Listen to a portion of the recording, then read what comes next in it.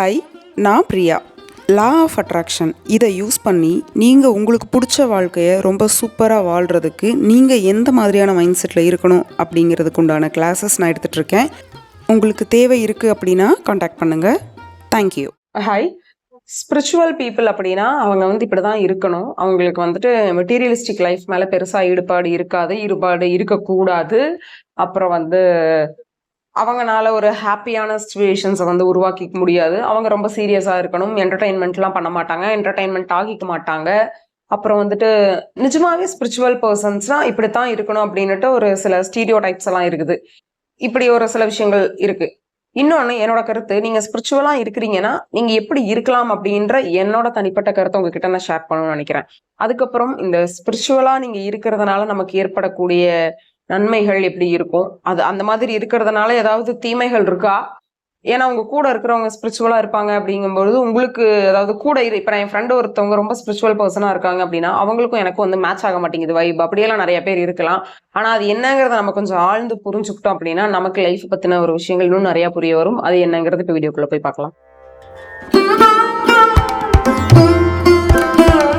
என்ன ஆயிடுச்சுன்னா, ஆன்மீகம் சார்ந்து ரொம்ப ஈடுபாடோட இருக்கிறவங்க இப்படித்தான் இருப்பாங்க அப்படின்னு அவங்களோட அந்த அப்பியரன்ஸ்ல, அவங்களோட லைஃப் ஸ்டைல்ல, அப்புறம் அவங்களோட பேச்சுகள்ல இப்படி காமிச்சு நமக்கு என்ன ஆயிடுச்சுன்னா, ஒரு ஸ்பிரிச்சுவல் பீயிங்கா இருக்கவங்க அவங்க இப்படித்தான் இருக்கணும், இப்படிதான் இருப்பாங்க. அதை தாண்டி அவங்க வேற எதுலயாவது ஈடுபடுறாங்க அப்படின்னா அவங்க உடனே ஒரு நல்ல ஸ்பிரிச்சுவல் பர்சனே கிடையாது. அவங்க மெட்டீரியலிஸ்டிக் லைஃப் மேல ரொம்ப ஈடுபாட்டோட இருக்காங்க அப்படின்ட்டு ஆன்மீகம் சார்ந்து பேசுறவங்க யாராவது இந்த மாதிரிலாம் கொஞ்சம் இருந்துட்டாங்கன்னா அவங்களையும் நிறைய பேர் திட்டுறதை நம்ம பாக்குறோம்.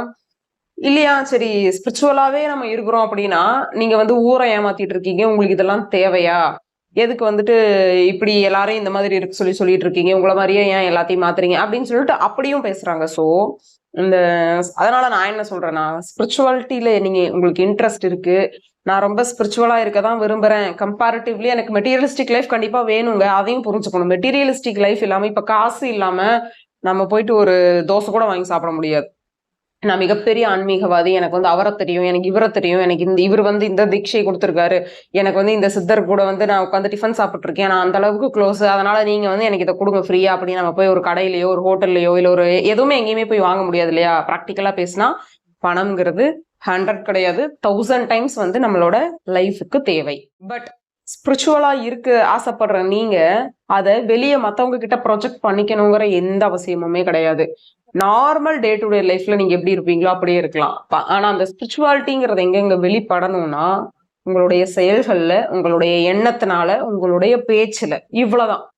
இந்த 3 விஷயத்தை நம்ம ஆன்மீகம் சார்ந்து யோசிச்சு பண்ணும் பொழுது நம்மளுடைய கர்மாவோட அந்த தாக்கம் நிச்சயமா குறையும். ஏன்னா அதே சொல், அதே எண்ணம், அதே செயல், இது மூலமா தான் நம்ம கர்மாவையும் என்ன பண்ணிக்கிட்டு இருக்கோம், டெவலப் பண்ணிக்கிட்டு இருக்கோம். அது கர்மானா என்னங்க, நான் கெட்ட கர்மாவை சொல்லிக்கிட்டு இருக்கேன். நமக்கே தெரியாம நம்மள அறியாம ஏதாவது ஒரு விஷயத்த நம்ம பண்ணி யாரையாவது ஏமாத்துறோம், இல்லையா நம்மள அறியாம யாராவது கஷ்டப்படுறாங்கன்னா கூட அந்த அவேர்னஸோட நம்ம வாழும் பொழுது, அவேர்னஸோட நம்ம ஒரு விஷயங்களையும் பண்ணும் பொழுது, அந்த அவேர்னஸ் கூட ஆன்மீகம் கலக்கும் பொழுது இன்னுமே ஒரு சூப்பரான ஒரு எப்படி சொல்றது தெளிவு நமக்கு கிடைக்கும்.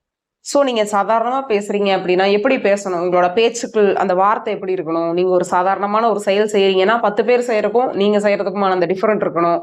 ஒரு ஒரு விஷயத்த நினைச்சு பாக்குறீங்க அப்படின்னா மற்றவங்களுக்கும் உங்களுக்கும் ஒரு சின்ன டிஃபரன்ஸ் வரணும் நம்ம ஆன்மீகம் சார்ந்து. அதுக்காக ஆன்மீகவாதிகள்லாம் ரொம்ப நல்லவங்களா தான் இருக்கணும் அப்படின்னு கேட்டா அப்படி ஏதாவது இங்க இருக்கான்னு கேட்டா நம்ம உலகத்துல நல்லது கெட்டதுங்கிறது இல்லைங்கிறதும் நம்ம எல்லாருக்குமே தெரியும். நீங்க எதை பேஸ் பண்ணி இவன் நல்லவன் இவன் கெட்டவன் சொல்றீங்க அப்படிங்கிறது தெரியல. ஏன்னா எனக்கு ஒருத்தர் நல்லவரா இருந்தாருன்னா 100 பேருக்கு அவர் கெட்டவரா இருப்பாரு. அப்ப நான் சொல்றது உண்மையா அவங்க சொல்றது உண்மையான்னு கேட்டா ரெண்டுமே உண்மைதான். ஸோ அந்த மாதிரியான தெளிவுக்கெல்லாம் நீங்க வந்துட்டீங்கன்னா இந்த யூனிவர்ஸ் நம்மள வாட்ச் பண்ணுவாங்க. இந்த பொண்ணு இந்த அளவுக்கு யோசிக்குது, இல்ல இந்த பையன் இந்த அளவுக்கு திங்க் பண்றான் இல்லையா, சோ இவனோட லைஃப் நம்ம இப்படித்தான் கொண்டு போகணும்னு ஒரு கைடு, ஒரு மென்டாரா நமக்கு அவங்க ஹெல்ப் பண்ணுவாங்க. சும்மா எடுத்தோடனே நீ நான் மெடிடேஷன் பண்றேன், யோகா பண்றேன், இதனால மட்டும் நான் ஸ்பிரிச்சுவல்ல இருப்பேனான்னு கேட்டா அது நம்ம உடல் சார்ந்து பண்றோம். நம்ம மனம் சார்ந்து பண்ற விஷயங்கள் தான் நான் சொன்ன அந்த சொல், செயல், எண்ணம், இதையெல்லாம் நீங்க மனம் சார்ந்து மாத்தும் பொழுது நமக்கு ஒரு மிகப்பெரிய டிராஸ்டிக் சேஞ்ச் கிடைக்கும். திரும்ப சொல்றேன், நீங்க ஸ்பிரிச்சுவலா இருக்கிறீங்க அப்படின்னா அதை உங்களுக்குள்ளேயே நீங்க வச்சுக்கோங்க. அடுத்தவங்க கிட்ட வெளிப்படுத்தணும், அடுத்தவங்கள்ட்ட நீங்க அதை எக்ஸ்போஸ் பண்ணணும் அப்படிங்கிற அந்த மாதிரியான ஆசைகளே நமக்கு தேவையில்லை. ஆசைப்படக்கூடாதுங்கிறதும் உண்மை, ஆசைப்படணுங்கிறதும் உண்மை. ஸோ இந்த 2 எக்ஸ்ட்ரீம்லயுமே நம்ம இருந்தா மட்டும்தான் இந்த லைஃபை இந்த ஹியூமன் பாடி வச்சுட்டு நம்மளால நிம்மதியா வாழ முடியும். அப்புறம் வந்து அந்த லக்ஸரி லைஃப், இப்போ வந்து மெட்டீரியலிஸ்டிக் மேல இவங்க ரொம்ப ஆசையா இருக்காங்கங்கிற கிரிட்டிசிசமும் வரலாம். இல்ல எதுவுமே உங்களுக்கு தேவையில்லை, இது மட்டும் எதுக்கு அப்படிங்கிற மாதிரி அந்த கிரிட்டிசிசமும் வரலாம். சோ இங்க வந்துட்டு ஸ்பிரிச்சுவலா இருக்கிறவங்க வந்து பணம் சேர்க்க கூடாது. ஸ்பிரிச்சுவல் பர்சனுக்கு வந்து ஆசை அவ்வளவுதான் லிமிட். இதுக்கு மேல அவங்களால யோசிக்க மாட்டாங்க, இல்ல இதுக்கு மேல அவங்க வாழவும் மாட்டாங்க. ஏன்னா இப்போ ஏத்திஸ்டுக்குமே இதுக்கும் இந்த மிகப்பெரிய அந்த எப்படி சொல்றதுன்னா ஒரு மிகப்பெரிய ஒரு பிரிட்ஜே கட்டுற அளவுக்கு கேப் எப்படி இருக்குன்னா, அந்த ஸ்பிரிச்சுவல் பேசுறவங்க எந்த வேலையும் செய்ய மாட்டாங்க.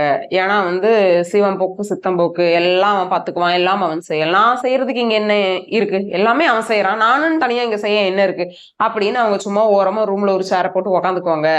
இவங்க நாளெல்லாம் எதுவுமே அதாவது லைஃப்ல நெக்ஸ்ட் ஸ்டெப் போற அளவுக்கு இவங்களுக்கு அந்த மைண்ட் இருக்காது, அந்த பிரெயின் இருக்காது. ஏன்னா இவங்க வந்து கடவுள் கடவுள்னு கடவுள் பின்னாடி போயிட்டு இருக்காங்க. நீ வேலைக்கு போய் நீ சம்பாரிச்சு நீ கஷ்டப்பட்டு வேலைக்கு போனாதான் உன் குடும்பத்துக்கு சாப்பாடு, நீ வேலை பார்த்தாதான் உனக்கு அடுத்த வேலைக்கு சாப்பாடுங்கிற மாதிரியான எண்ணங்கள்லாம் ஸ்பிரிச்சுவல் பர்சனுக்கு இருக்காதுன்னு நம்மளே நினைச்சிட்டு இருப்போம். ஆனா அப்படியான்னு கேட்டா அது அப்படி கிடையவே கிடையாது. இங்க வந்துட்டு நம்ம இவங்க பெஸ்டா அவங்க பெஸ்டா அப்படின்னுட்டு யாரையும் நம்ம இங்க கம்பேர் பண்றதுக்கு வரல. பட் நம்ம என்ன சொல்றோம்னா, ஸ்பிரிச்சுவலா இருக்கிறவங்களும் அவங்க வந்து ரெடி டு ஒர்க் பண்றதுக்கு தயாரா தான் இருப்பாங்க. கடவுள் மேல பழிய போட்டுட்டு இவங்க சும்மா உட்கார்றதுக்குலாம் யாரும் இங்க கிடையாது. பணம் நிறைய சம்பாதிக்கிறதுக்கான ஒரு வேலைகள் அவங்க செய்வாங்க. ஸ்பிரிச்சுவலா அவங்க எந்த அளவுக்கு இருக்கிறாங்களோ அதே ஈக்குவல் த அமௌண்ட் எனர்ஜி வந்து மெட்டீரியலிஸ்டிக் லைஃப்ல இருக்கிறவங்களுக்கும் இருக்கும். ஆனா இங்க என்ன வந்துன்னா, அந்த ஸ்பிரிச்சுவல்ங்கிற விஷயத்த மட்டும் எடுத்துட்டோம்னா அங்க வந்து ரொம்ப சீரியஸா இருக்கும் லைஃப். இது வந்து என்னோட பெர்ஸ்பெக்டிவ்ல நான் சொல்றேன். பணம் சம்பாதிக்கணும், ஓடணும், பையனை படிக்க வைக்கணும், கல்யாணம் பண்ணி வைக்கணும், பொண்ணுக்கு ஒரு நல்ல மாப்பிள்ளைய பார்க்கணும், ஹஸ்பண்டோட ஹெல்த் பாத்துக்கணும், என்ன நான் பாத்துக்கணும், மாமனார் பாத்துக்கணும், மாமியார் பாத்துக்கணும், அங்க ஓடணும் இங்கே ஓடணும். இவங்க என்ன நினைச்சிருவாங்க, ஐயோ அவங்க என்ன நினைப்பாங்க, நம்ம இன்னைக்கு இதை பண்ணலன்னா அவங்க ஏதாவது நம்மள நாளைக்கு தப்பா சொல்லிடுவாங்க, இல்ல அவன் எப்படி எனக்கு இதை பண்ணலாம், நான் என்னோட ரேஞ்சுக்கு அவன் இதெல்லாம் என்கிட்ட பண்ணலாமா, நான் யாரும் உனக்கு தெரியுமா அப்படின்னுட்டு அப்படி இருக்கும். எனக்கு வந்து இவ்வளோ அமௌண்ட் ஜாஸ்தி இருக்குது, இவ்வளோ அமௌண்ட் வந்து இவ்வளோ சொத்து இருக்கு அப்படின்ற மாதிரி எல்லாம் இருக்கலாம். ஆனா யாருக்கிட்ட இந்த ஸ்பிரிச்சுவல் ஆட் பண்ணிட்டீங்கன்னா பணிவு இருக்கும், தன்மை இருக்கும், அடுத்தவங்களை ரெஸ்பெக்ட் பண்ணுவாங்க. சும்மா வந்த வாயில வந்த மாதிரி அவன் இவன் குருட்டான் போக்கல அடுத்தவங்க லைஃப் கிரிட்டிசிசம் பண்றதோ, இல்ல யாருனே தெரியாதவங்களை பத்தி ஜட்ஜ் பண்றதோ, நல்லா தெரிஞ்சவங்களையும் ஜட்ஜ் பண்றதோ, இல்ல ஒருத்தரோட வளர்ச்சியை பார்த்து பொறாமப்படுறது, இது எதுவுமே இல்லாம அவங்க அந்த ஸ்பிரிச்சுவாலிட்டி ஒரு ஸ்பூனை நீங்க போட்டுட்டீங்கன்னா உள்ள அந்த சோல் அப்படியே பியூரிஃபை ஆயிரும். இதுல நம்ம தெரிஞ்சுக்க வேண்டிய விஷயம் என்னன்னா, மேபி நான் வந்து கடவுள் நம்பிக்கையே எனக்கு இல்லாம இருக்கலாம், ஸ்பிரிச்சுவல் தாட்ஸ்னா இதெல்லாம் தான் கூட எனக்கு தெரியாம இருக்கலாம். ஆனா இன்பில்ட்டாவே பை த ஒரு என்னோட லைஃப் பிராக்டிஸ்லயே நான் வந்து அந்த ஸ்பிரிச்சுவல் தாட்டோட வாழ்ந்துருக்கலாம். அப்படியும் இருக்கிற சில பேர் நிறைய பேர் பல பேர் இருக்காங்க. ஸோ இங்க வந்துட்டு கடவுள் நம்பிக்கை இருக்கவங்க, கடவுள் நம்பிக்கை இல்லாதவங்க, ஆன்மீகவாதிகள், ஆன்மீகத்துல இன்ட்ரெஸ்ட் இல்லாதவங்க அப்படின்ட்டு நம்ம பிரிக்கவே தேவையில்லை. எல்லாமே அவங்களுடைய லைஃப் ஸ்டைலும் அவங்களுடைய எண்ணங்களை பொறுத்து தான் அவங்க லைஃப் வாழ்ந்திருக்கு, ஐ மீன் அமைஞ்சிருக்கு. அந்த அமைஞ்ச லைஃப் அவங்க வாழ்ந்துட்டு இருக்காங்க. ஸோ ஸ்பிரிச்சுவலா இருக்கிறவங்க வந்து இப்படித்தான் இருக்கணுங்கிற அந்த ப்ரொஜெக்ஷன்ஸ் வந்து நமக்கு விஷுவலா நிறைய இத்தனை வருஷம் பார்த்துருக்கனால நம்ம அப்படி நினைச்சிட்டு இருக்கோம். ஸோ யாராவது ஸ்பிரிச்சுவாலிட்டிக்கு ஆப்போசிட்ல அவங்க ஒரு லைஃப் ஸ்டைல் வாழ்ந்துட்டு அவங்க ஸ்பிரிச்சுவாலிட்டி பத்தி பேசும்பொழுது நம்மளால அதை அக்செப்ட் பண்ணிக்க முடியாம போறதுக்கு காரணம் என்னன்னா, நம்ம சப்கான்சியஸ் மைண்ட்ல இதுதான் ஃபீட் பண்ணப்பட்டிருக்கு. இப்படி எல்லாம் இருந்தாங்கன்னா காவி வேஷ்டி கட்டி இருக்கிறாங்க அப்படின்னா நிறைய ருத்ராட்சம் போட்டு பெரிய இங்கெல்லாம் கொண்ட வச்சுட்டு அதுக்கப்புறமா வந்துட்டு இப்படி இந்த மாதிரி ஒருத்தவங்க பேசினா நம்மளால அக்செப்ட் பண்ணிக்க முடியும். இதுவே நார்மலா ஒரு ஜீன்ஸ்ல இல்ல நார்மலா ஒரு டிஷர்ட்ல இந்த மாதிரி எல்லாம் வந்து ஸ்பிரிச்சுவலா பேசினாங்கன்னா நமக்கு அதை கனெக்ட் பண்ணிக்க முடியாது. அது வந்து தட்ஸ் நாட் ஒரு பிக் ப்ராப்ளம் கிடையாது அது, ஓகேவா?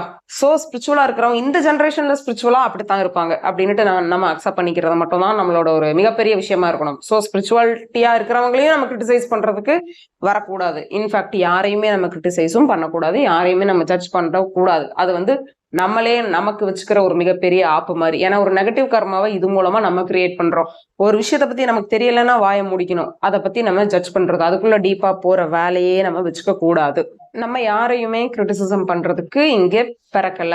நம்ம லைஃபை நம்ம வாழ்றதுக்கு தான் பிறந்திருக்கோம். நமக்கு நல்லாவே தெரிஞ்சா கூட நம்மளோட அந்த புற சூழல்கள், நம்ம கூட இருக்கிறவங்க எல்லாரும் சேர்ந்து நம்மள ஒரு நார்மலான ஒரு லைஃப்குள்ள கொண்டு போக ட்ரை பண்ணுவாங்க.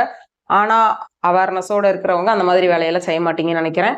ஸோ ஸ்பிரிச்சுவல் பர்சன் இப்படித்தான் இருக்கணும், அவங்க இந்த மாதிரிலாம் தான் இருக்கணும் அப்படின்னு நம்ம எந்த ஒரு பேரிகேட்ஸுமே வச்சுக்க தேவையில்லை. அவங்க லைஃப் அவங்க எப்படி வேணா சந்தோஷமா வாழ்றதுக்கு 100% ஆன சுதந்திரம் அவங்களுக்கு இருக்கு. நம்ம யாருக்கும் இந்த ஃப்ரீடம் எல்லாம் இங்க கொடுக்கணுங்கிற அவசியம் கிடையாது. ஸோ நீங்க உங்க லைஃபை முடிஞ்ச அளவுக்கு ஜாலியாக என்ஜாய் பண்ணுங்க. தேங்க்யூ.